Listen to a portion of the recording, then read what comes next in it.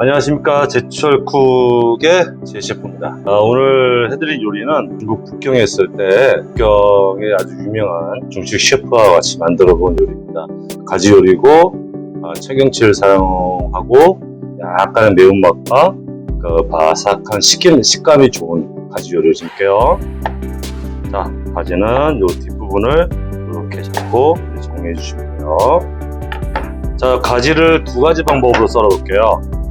심을 살려서 길게, 가지는 좀 두껍게 썰어 주시는 게 좋아요. 이제 이렇게 한번 가볼게요.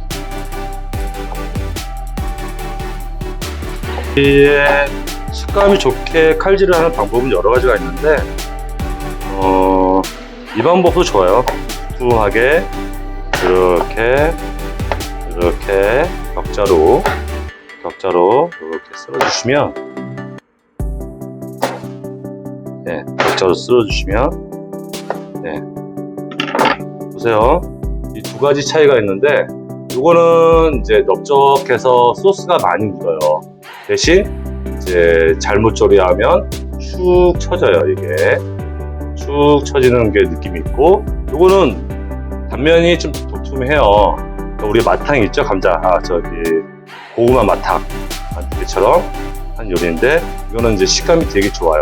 조리 시간도 짧아지고 식감이 굉장히 좋은 요리 중에 하나입니다. 그러니까 두 가지 같이 써서 한번 재료를 준비해 볼게요. 청경채를 이렇게 좋아하는 분들이 많이 있지 않으세요? 그러니까 이제 뭐 중식에서는 이걸 지금 굉장히 많이 쓰는데, 이 청경채를 맛있게 먹는 방법들이 있어요. 물에 데치지도 않고 잠깐 그 겉에 있는 오염물질만 씻어내고 이 청경채를 좀 맛있게, 식감이 아삭아삭하게 끝까지 살아남을 수 있는 거 해드릴게요. 자, 요 앞부분만 정리해 주시면 됩니다. 그럼 이렇게 모양을 유지할 수가 있어요. 이렇게 하시면 재료 준비가 다 끝납니다. 자, 이제 팬에 한번 구워볼까요? 궁중팬을 쓸 거예요. 궁중팬을 쓰실 때 가장 큰 특징은 가정에서 쓰시기에는 열을 올리기가 어려우세요. 그럴 땐 뒤집어서, 자, 팬에 열을 좀 이렇게 가둬두는 거예요. 그럼 이제 중식에서 센 불을 쓰는 효과가 좀 나타날 수가 있어요. 자, 먼저 이제 저는 식용유를 잘 안 써요. 이렇게 가볍게 요리하거나 그럴 때 식용유를 안 쓰는 이유는, 식용유를 쓰면 식용유 잡내가 나요. 그 다음에 그 식용유는 항상 재료가 먹고 있기 때문에 안 좋아요. 기름 먹는 느낌이 나죠. 그러니까 요리를 처음 먹었을 때는 괜찮았는데, 요리가 먹고 나서 시간이 지날수록 이 기름이 쭉 밑에 빠지면서 기름이 흥건하게 되죠. 그걸 이제 방지하기 위해서 저는 항상 이런 볶음 요리할 때, 그다음 불이 약한 요리할 때는 올리브 오일을 써요. 올리브 오일이 몸에 좋습니다. 먼저 가지 넣을게요. 오늘도 원팬 요리예요. 원팬으로 다 요리할 겁니다.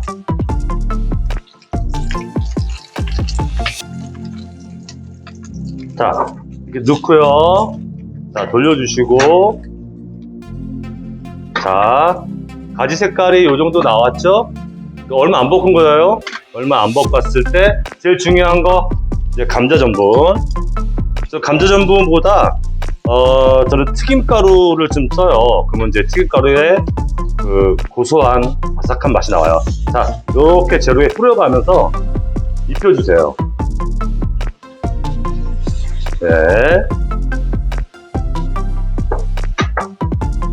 재료에 뿌려가면서 익혀주시면 이 재료에 다 달라붙어요.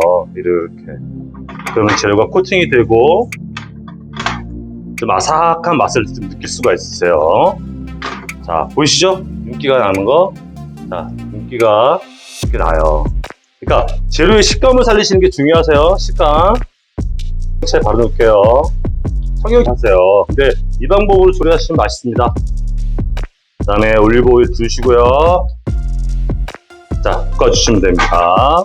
자, 볶아주시면 돼요. 살짝 데쳐주는 거죠. 그러면 이제 이 청경채가 가지고 있는, 청경채에도 약간의 전분을 넣어서 튀김가루 전분이죠. 넣으시면 좀 더 좋은 맛을 낼 수가 있어요. 자, 튀김가루 전분을 넣을게요. 그러면 윤기가 틀려져요.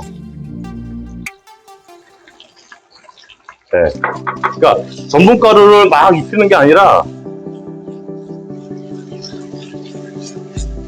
살짝 볶아주시는 거예요. 살짝 볶아주시고, 자, 한번 꺼볼게요. 청경채나 가지볶음 요리할 때 사람들이 좀 잘못 알고 계신 게, 볶다가 감자 전분 물을 확 넣어요. 그럼 어떻게 될까요? 재료에 입혀지는 감자 전분이나 그런 것보다 입혀지면서 물 때문에 이게 쭉 숨이 죽어버려요. 그러니까 맛이 없게 되죠. 식감이 완전 죽는 거죠. 그러니까 그 중식 조리사가 여기 가르쳐 준 게 이 방법이에요. 윤기 보세요. 윤기가 헐 나죠. 보시면 헐 나죠. 그러니까 육지의 고기라고 생각하시면 돼요. 가지는. 그다음에 청경채 이렇게 모양 보시죠.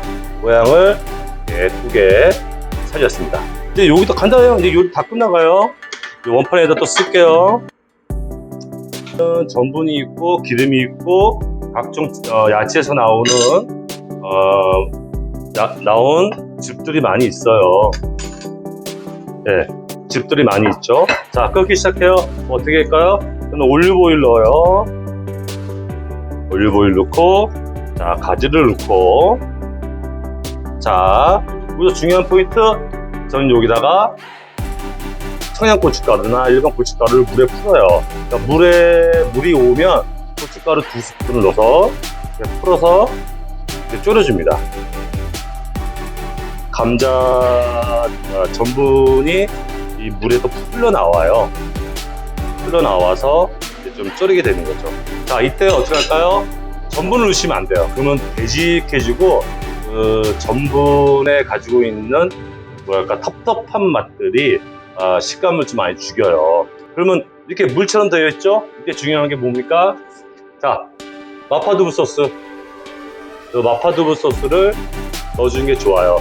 왜 제가 이걸 사서 쓰냐면, 제가 이런 걸 만들 때 뭐 두반장이나 굴소스나 그런 걸 사서 쓰시면 재료를 얼마 못 쓰세요. 홍두장이나 그런 거 재료를 얼마 못 쓰세요. 쓰고 이제 나중에 이제 아시다 보면 거기에 곰팡이가 쓸고 그래서 제대로 이제 맛을 낼 수가 없어요. 자, 조금 끓이시면 돼요. 조금 끓이시면 요 향기를 여러분들에게 좀 전해드리고 싶은데, 그러니까 보세요. 제가 안 쓴 게 뭐가 있죠? 소금, 후추, 그 다음에 식용유. 그러니까 저는 요리의 대부분에서 소금, 후추를 안 쓰는 이유가 뭐냐 그러면 이미 재료가 가지고 있는 맛들이 있어요. 그 맛들에서 또 소금 성분도 있고 그래서 끓여내는 거예요. 그러니까 재료가 가지고 있는 그런 성분들을 충분히 끓여내는 거죠. 자, 보세요. 자, 보여드릴게요. 자, 감자 가지가 살아있죠. 또 청경채 보여드릴게요. 청경채가 살아있죠. 다음에 이제 풍미를 더해줄 치킨스탑. 그러니까 치킨스탑을 쓰기 때문에 뭐라 그럴까요? 그러니까 소금이나 그런 조미료나 그런 것을 많이 안 써주셔도 충분히 좋은 맛들을 낼 수가 있습니다. 제일 중요한 게 두부, 연두부, 순두부. 그러니까 저는 순두부를 이렇게 칼집을 내고요. 손으로 한번 쫙 으깨줘요. 쫙 한 번씩 으깨줘서 넣어줘요. 졸이고 졸이는 시간 거의 다 끝났어요. 이게 보시면 맛있겠다. 이거는 정말 수중에 없는 레시피입니다. 재료비는 이거 얼마 안 들어요. 5,000원이면 돼요, 여러분. 그리고 이제 마파두부 소스가 좋은 게 뭐냐 그러면 기존 재료비를 아낄 수가 있어요.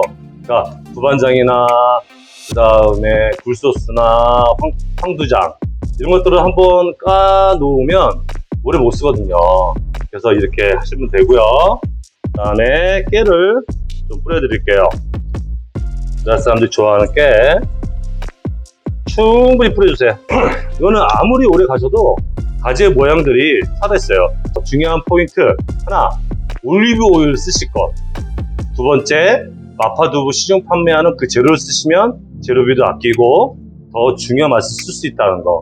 세 번째, 부침. 그리고 마지막에 국물 끓을 때 전분가루 절대 넣지 마시고요.